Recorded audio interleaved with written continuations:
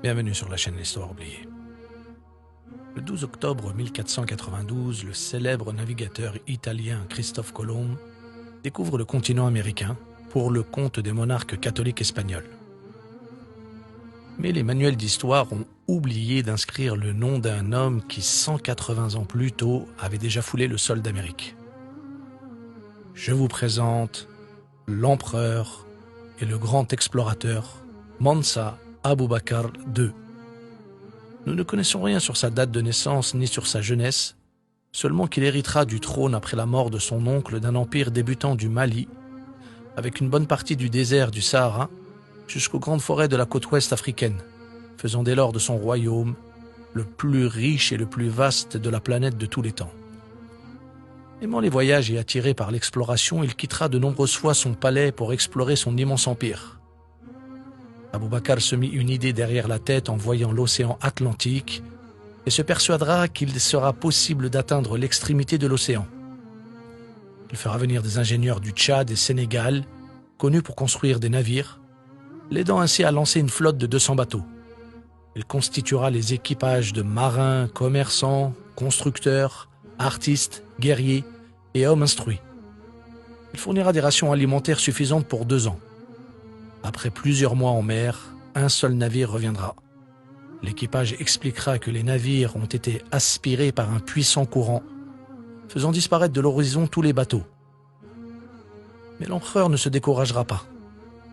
Et en 1311, il prendra la tête de la deuxième expédition avec plus de 3000 navires, donnera le trône à son frère Moussa et embarquera sur l'un des bateaux pour naviguer vers cette destination inconnue dont il ne reviendra jamais.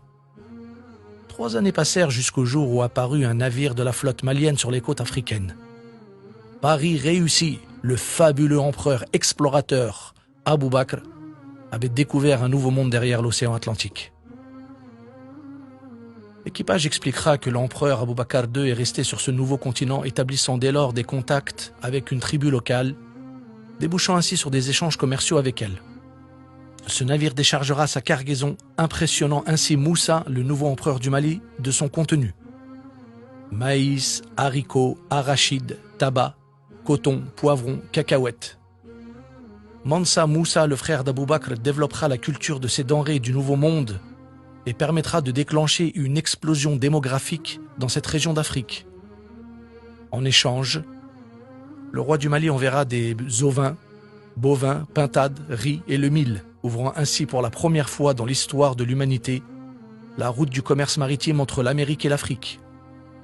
L'histoire universelle nous apprend que la plus grande relation entre ces deux continents n'a pas commencé par l'esclavage des hommes comme on pourrait nous faire croire, mais plutôt grâce à l'exploration d'un empereur amoureux des découvertes et des voyages.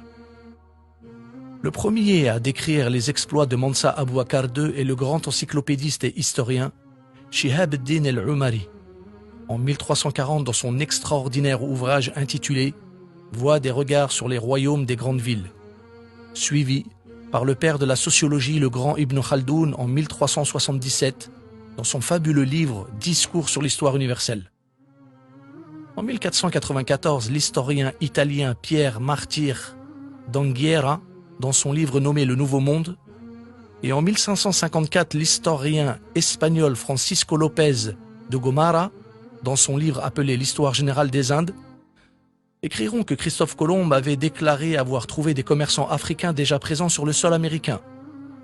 Enfin, en 1976, l'historien et professeur Ivan Van Sertima de l'université de Rutgers dans le New Jersey aux États-Unis a tenté de retracer le voyage de cet empereur.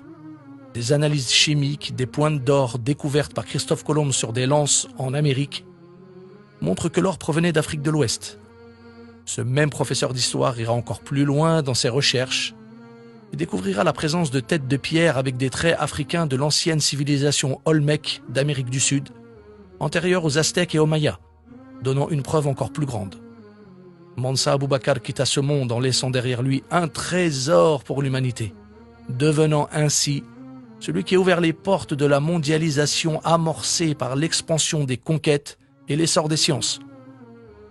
Dans notre prochaine vidéo, nous allons vous faire voyager dans le monde de la littérature du 7e siècle pour nous émerveiller sur un personnage dont sa plume va éclairer la période du Moyen-Âge et influencer le monde littéraire. Partagez cette vidéo, car il est grand temps pour l'humanité de découvrir ces héros d'un autre style. Merci. Et rappelez-vous que dans chacun de nous sommeille le potentiel d'apporter un plus à l'humanité.